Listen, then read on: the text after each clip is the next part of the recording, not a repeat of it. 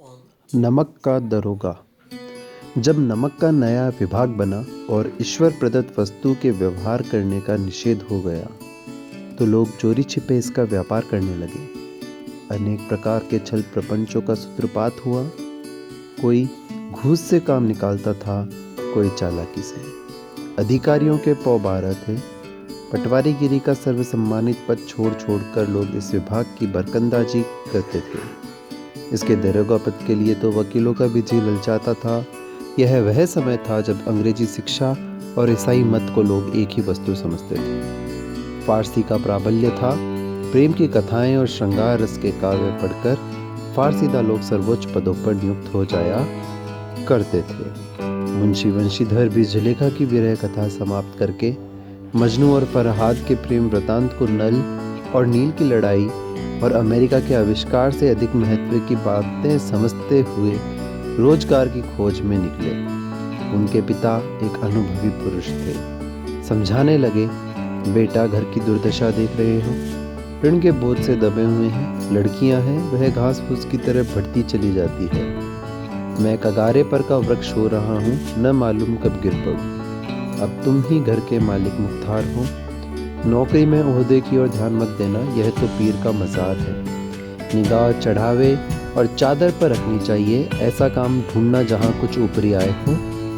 मासिक वेतन तो पूर्ण मासी का चांद है, जो एक दिन दिखाई देता है और घटते घटते लुप्त हो जाता है। ऊपरी आय बहता हुआ स्रोत है, जिससे सदैव प्यास बुझती है। वेतन मनुष्य देता है, इसी से उसमें वृद्धि नहीं होती। ऊपरी आमदनी ईश्वर देता है, इसी से उसकी बरकत होती है। तुम स्वयं विद्वान हो, तुम्हें क्या समझाओ। इस विषय में विवेक की बड़ी आवश्यकता है। मनुष्य को देखो, उसकी आवश्यकता को देखो और अवसर को देखो, उसके उपरांत जो उचित समझो करो। गरज वाले आदमी के साथ कठोरता करने में लाभ ही लाभ है, लेकिन बेगरज को दांव पर पाना जरा कठिन है। इन बातों को निगाह में बांध लो, यह मेरी जन्म भर की कमाई है। इस उपदेश के बाद पिताजी ने आशीर्वाद दिया। वंशीधर आज्ञाकारी पुत्र थे। ये बातें ध्यान से सुनी और तब घर से चल खड़े हुए। इस विस्तृत संसार में उनके लिए धैर्य अपना मित्र, बुद्धि अपनी पथ प्रदर्शक और आत्मावलंबन ही अपना सहायक था। लेकिन अच्छे शकुन से चले थे। जाते नमक विभाग के दरोगा पद पर प्रतिष्ठित हो गए। वेतन अच्छा और ऊपरी आय का तो ठिकाना ही न था। वृद्ध मुंशी जी को सुसंवाद मिला तो फूले न समाये, महाजन कुछ नरम परे। कलवार की आशा लता लहलहाई, पड़ोसियों के हृदय में शूल उठने लगे। जाड़े के दिन थे और रात का समय। नमक के सिपाही चौकीदार नशे में मस्त थे। मुंशी वंशीधर को यहाँ आए भी 6 महीने से अधिक न हुए थे, लेकिन इस थोड़े समय में ही उन्होंने अपनी कार्य कुशलता और उत्तम आचार से अफसरों को मोहित कर लिया था। अफसर लोग उन पर बहुत विश्वास करने लगे।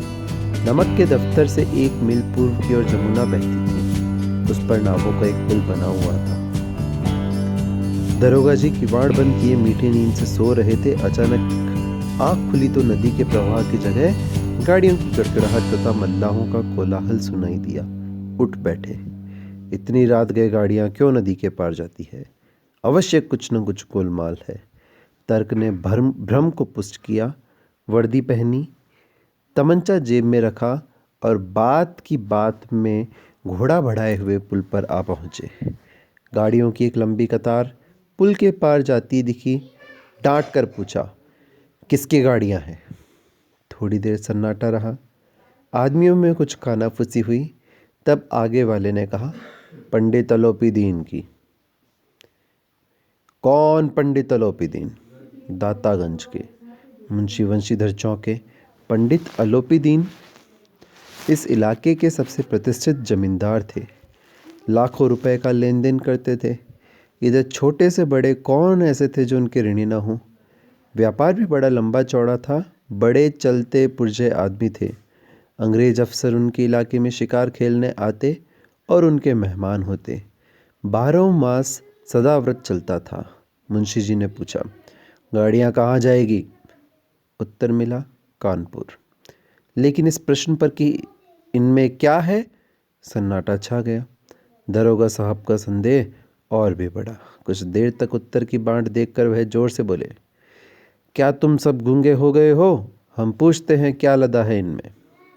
जब इस बार भी कोई उत्तर न मिला तो उन्होंने घोड़े को एक गाड़ी से मिलाकर बोरे को टटोला। भ्रम दूर हो गया, यह नमक के ढेले थे। पंडित अलोपीदीन अपने सजीले रथ पर सवार कुछ सोते कुछ जागते चले आते थे। अचानक कई गाड़ी वालों ने घबराए हुए आकर जगाया और बोले, महाराज, दरोगा ने गाड़ियां रोक दी है और घाट पर खड़े आपको बुलाते हैं। पंडित अलोपीदीन का लक्ष्मी जी पर अखंड विश्वास था। वह कहा करते थे कि संसार का तो कहना ही क्या, स्वर्ग में भी लक्ष्मी का ही राज्य है। उनका यह कहना यथार्थ ही था। न्याय और नीति सब लक्ष्मी के ही खिलौने हैं। इन्हें वह जैसे चाहती है नचाती है। लेटे ही लेटे गर्व से बोले, चलो हम आते हैं। यह कहकर पंडित जी ने बड़ी निश्चिंतता से पान की बीड़े लगाकर खाए।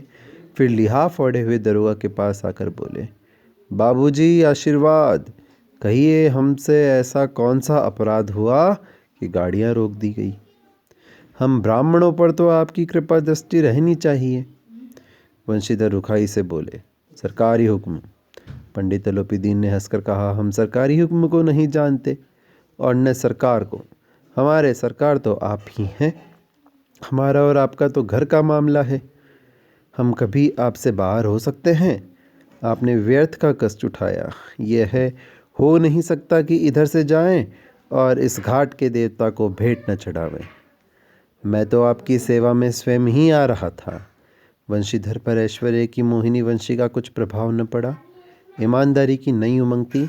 कड़क कर बोले, हम उन नमक हरामों में नहीं हैं जो कोड़ियों पर अपना ईमान बेचते फिरते हैं। आप इस समय हिरासत में हैं। आपका कायदे के अनुसार चालान होगा। बस मुझे अधिक बातों की फुर्सत नहीं है। जमादार बदलू सिंह, तुम इन्हें हिरासत में ले लो।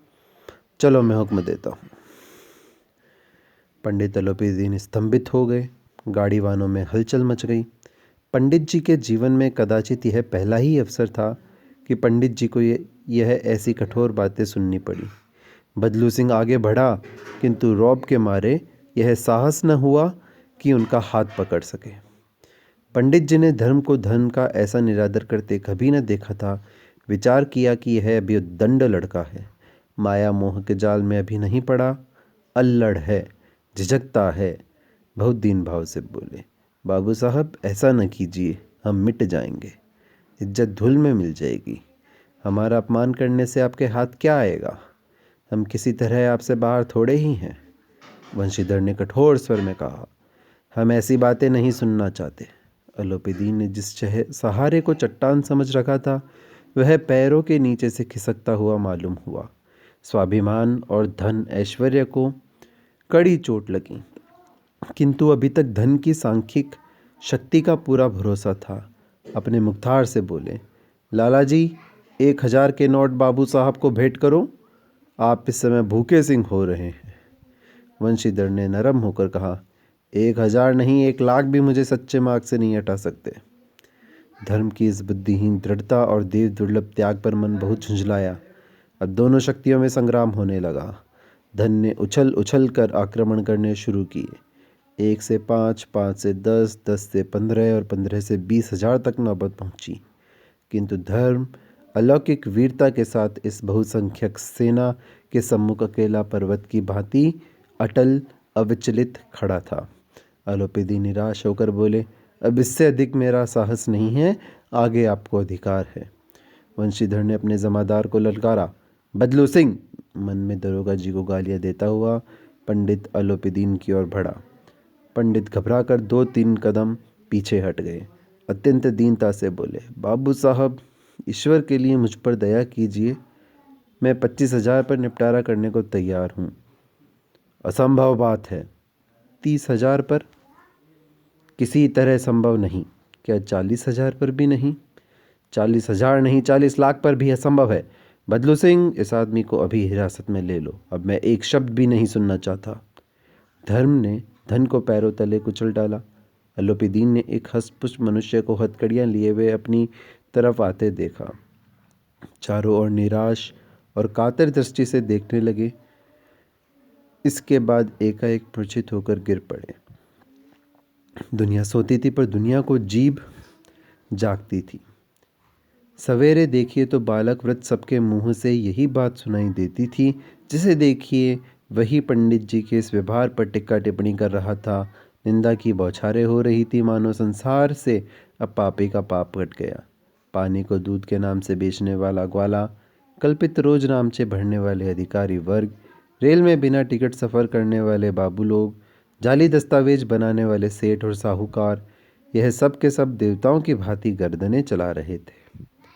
जब दूसरे दिन पंडित अलोपीदीन अभियुक्त होकर कांस्टेबल के साथ हाथों में हथकड़ियाँ, हृदय में ग्लानि और क्षोभ भरे लज्जा से गर्दन झुकाए अदालत की तरफ चले तो सारे शहर में हलचल मच गई।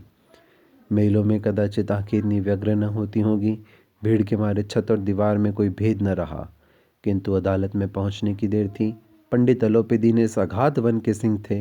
अधिकारी वर्ग उनके भक्त, अमले उनके सेवक, वकील मुख्तार उनके आज्ञा पालक और अर्दली, चपरासी तथा चौकीदार तो उनके बिना माल के गुलाम थे। उन्हें देखते ही लोग चारों तरफ से दौड़े। सभी लोग विस्मित हो रहे थे, इसलिए नहीं कि अलोपीदीन ने क्यों यह कर्म किया, बल्कि इसलिए कि वह कानून के पंजे में कैसे आए। ऐसा मनुष्य जिसके पास असाध्य साधन करने वाला धन और अनन्य वाचालता हो, वह क्यों कानून के पंजे में आए। प्रत्येक मनुष्य उनसे सहानुभूति प्रकट करता था। बड़ी तत्परता से इस आक्रमण को रोकने की निमित्त वकीलों की एक सेना तैयार की गई। न्याय के मैदान में धर्म और धन में युद्ध ठन गया। वंशीधर चुपचाप खड़े थे। उनके पास सत्य के सिवा न कोई बल था, न स्पष्ट भाषण के अतिरिक्त कोई शस्त्र। गवाह थे किंतु लोभ से डांवाडोल। यहाँ तक कि मुंशी जी को न्याय भी अपनी ओर से कुछ खींचा हुआ दिख पड़ता था। वह न्याय का दरबार था, परंतु उसके कर्मचारियों पर पक्षपात का नशा छाया हुआ था। किंतु पक्षपात और न्याय का क्या मेल। जहाँ पक्षपात हो वहाँ न्याय की कल्पना भी नहीं की जा सकती। मुकदमा शीघ्र ही समाप्त हो गया। डिप्टी मजिस्ट्रेट ने अपनी तजवीज़ में लिखा, पंडित अलोपीदीन के विरुद्ध दिए गए प्रमाण निर्मूल और भ्रमात्मक हैं। वह एक बड़े भारी आदमी है। यह बात कल्पना से बाहर है कि उन्होंने थोड़े लाभ के लिए ऐसा दुस्साहस किया हो। यद्यपि नमक के दरोगा मुंशी वंशीधर का अधिक दोष नहीं है, लेकिन यह बड़े खेद की बात है कि उसकी उद्दंडता और विचारहीनता के कारण एक भले मानुस को कष्ट झेलना पड़ा। हम प्रसन्न हैं कि वह अपने काम से सजग और सचेत रहता है, किंतु नमक से मुकदमे की बढ़ी हुई नमक हलाली ने उसके विवेक और बुद्धि को भ्रष्ट कर दिया। भविष्य में उसे होशियार रहना चाहिए। वकीलों ने यह फैसला सुना और उछल पड़े। पंडित अलोपीदीन मुस्कुराते हुए बाहर निकले। स्वजन बांधवों ने रुपयों की लूट की। उदारता का सागर उमड़ पड़ा। उसकी लहरों ने अदालत की नींव तक हिला दी। जब वंशीधर बाहर निकले तो चारों ओर से उनके ऊपर व्यंग्य बाणों की वर्षा होने लगी। चपड़ासियों ने झुक झुक कर सलाम किए, किंतु इस समय एक एक कटु वाक्य, एक एक संकेत उनकी गर्वाग्नि को प्रज्वलित कर रहा था। कदाचित इस मुकदमे में सफल होकर वह इस तरह अकड़ते हुए न चलते। आज उन्हें संसार का एक खेदजनक विचित्र अनुभव हुआ। न्याय और विद्वता, लंबी चौड़ी उपाधियाँ, बड़ी बड़ी दाढ़ियाँ और ढीले चोंगे एक भी सच्चे आदर के पात्र नहीं हैं। वंशीधर ने धन से बैर मोल लिया था, उसका मूल्य चुकाना अनिवार्य था। कठिनता से एक सप्ताह बीता होगा कि मुअत्तली का परवाना आ पहुंचा। कार्यपरायणता का दंड मिला। बेचारे भग्न हृदय शोक और खेद से व्यतीत घर की ओर चले। बूढ़े मुंशी जी तो पहले ही कुड़बुड़ा रहे थे कि चलते चलते इस लड़के को समझाया था, लेकिन इसने एक न सुनी, सब मनमानी करता है। हम तो कलवार और कसाई के तगादे सहें, बुढ़ापे में भगत बनकर बैठे और वहाँ बस वही सूखी तनख्वाह। हमने भी तो नौकरी की है और कोई ओहदेदार नहीं थे, लेकिन काम किया, दिल खोल कर किया और आप ईमानदार बनने चले हैं।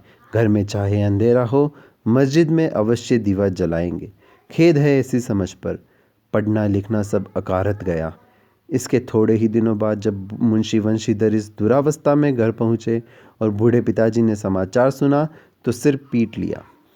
बोले, जी चाहता है कि तुम्हारा और अपना सिर फोड़ लूँ। बहुत देर तक पछता कर हाथ मलते रहे। क्रोध में कुछ कठोर बातें भी कही, और यदि वंशीधर वहाँ से टल न जाते तो अवश्य ही यह क्रोध विकट रूप धारण करता। वृद्धा माता को भी दुख हुआ। जगन्नाथ और रामेश्वर यात्रा की कामनाएं मिट्टी में मिल गई। पत्नी ने तो कई दिनों तक सीधे मुंह बात भी नहीं की। इसी प्रकार एक सप्ताह बीत गया। संध्या का समय था। बूढ़े मुंशी जी बैठे बैठे राम नाम की माला जप रहे थे। इसी समय उनके द्वार पर सजा हुआ रथ आकर रुका। हरे और गुलाबी पर्दे, पछिए, बैलों की जोड़ी, उनकी गर्दनों में नीले धागे, सींगे पीतल से जड़ी हुई। कई नौकर लाठियाँ कंधों पर रखे साथ थे। मुंशी जी आगवानी को दौड़े। देखा तो पंडित अलोपीदीन है। झुककर दंडवत की और लल्लो चप्पो की बातें करने लगे। हमारा भाग्य उदय हुआ जो आपके चरण इस द्वार पर आए हैं। आप हमारे पूज्य देवता हैं, आपको कौन सा मुंह दिखावे। मुंह में तो कालिक लगी हुई है, किंतु क्या करें, लड़का अभागा कपूत है, नहीं तो आपसे क्यों मुंह छिपाना पड़ता। ईश्वर ने संतान चाहे रखे, पर ऐसी संतान न दे। अलोपीदीन ने कहा, नहीं भाई साहब, ऐसा न कहिए। मुंशी जी ने चकित होकर कहा, ऐसी संतान को और क्या कहूँ। अलोपीदीन ने वात्सल्यपूर्ण स्वर में कहा, कुल तिलक और पुरुषों की कीर्ति उज्जवल करने वाले संसार में ऐसे कितने धर्मपरायण मनुष्य हैं जो धर्म पर अपना सब कुछ अर्पण कर सकें। पंडित अलोपीदीन ने वंशीधर से कहा, दरोगा जी, इसे खुशामद न समझिए। खुशामद करने के लिए मुझे इतना कष्ट उठाने की ज़रूरत न थी। उस रात को आपने अपने अधिकार बल से मुझे अपनी हिरासत में लिया था, किंतु आज मैं स्वेच्छा से आपकी हिरासत में हूँ। मैंने हजारों रईस और ईमान अमीर देखे, हजारों उच्च पदाधिकारियों से काम पड़ा, किंतु मुझे परास्त किया तो आपने। मैंने सबको अपना और अपने धन का गुलाम बनाकर छोड़ दिया। मुझे आज्ञा दीजिए कि आपसे कुछ विनय करूं। वंशीधर ने अलोपीदीन को आते देखा तो उठकर सत्कार किया, किंतु स्वाभिमान सहित। समझ गए कि यह महाशय मुझे लज्जित करने और जलाने आए हैं। क्षमा प्रार्थना कर चेष्टा नहीं की, वरन उन्हें अपने पिता की यह ठकुर सुहाती की बात असह्य सी प्रतीत हुई। पर पंडित जी की बातें सुनी तो मन की मैल मिट गई। पंडित जी की ओर उड़ती हुई दृष्टि से देखा, सद्भाव झलक रहा था। गर्व ने अब लज्जा के सामने सिर झुका दिया। शर्माते हुए बोले, यह आपकी उदारता है जो ऐसा कहते हैं। मुझसे जो कुछ अविनय हुई है उसे क्षमा कीजिए। मैं धर्म की बेड़ी में जकड़ा हुआ था, नहीं तो वैसे मैं आपका दास हूँ। जो आज्ञा होगी वह मेरे सिर माथे पर। अलोपीदीन ने विनीत भाव से कहा, नदी तट पर आपने मेरी प्रार्थना नहीं स्वीकार की थी, किंतु आज स्वीकार करनी पड़ेगी। वंशीधर बोले, मैं किस योग्य हूँ, किंतु जो कुछ सेवा मुझसे हो सकती है उसमें त्रुटि न होगी। अलोपीदीन ने एक स्टाम्प लगा हुआ पत्र निकाला और उसे वंशीधर के सामने रखकर बोले, इस पद को स्वीकार कीजिए और अपने हस्ताक्षर कर दीजिए। मैं ब्राह्मण हूँ। जब तक यह सवाल पूरा न कीजिएगा द्वार से न हटूंगा। मुंशी वंशीधर ने उस कागज को पढ़ा तो कृतज्ञता से आंखों में आंसू भर आए। पंडित अलोपीदीन ने उनको अपनी सारी जायदाद का स्थायी मैनेजर नियत कर दिया था। 6,000 वार्षिक वेतन के अतिरिक्त रोजाना खर्च अलग, सवारी के लिए घोड़े, रहने को बंगला, नौकर चाकर मुफ्त।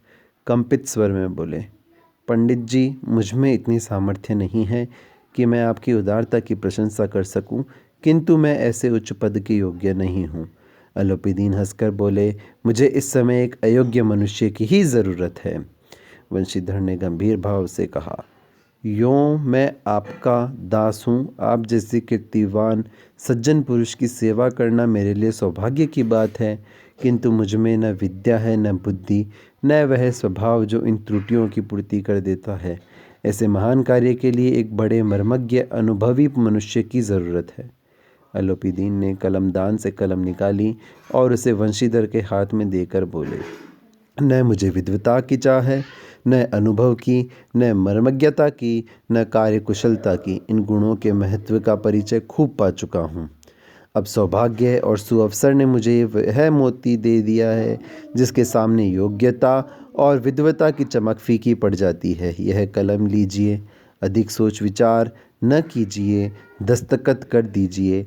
परमात्मा से यही प्रार्थना है कि वह आपको सदैव वही नदी के किनारे वाला बेमुरौवत, उद्दंड, कठोर परंतु धर्मनिष्ठ दरोगा बनाए रखें। वंशीधर की आंखें डबडबाई। हृदय के संकुचित पात्र में इतना एहसान न समा सका। एक बार फिर पंडित जी की ओर भक्ति और श्रद्धा की दृष्टि से देखा और कांपते हुए हाथ से मैंने जरी के कागज पर हस्ताक्षर कर दिए। अलोपीदीन ने प्रफुल्लित होकर उन्हें गले लगा लिया।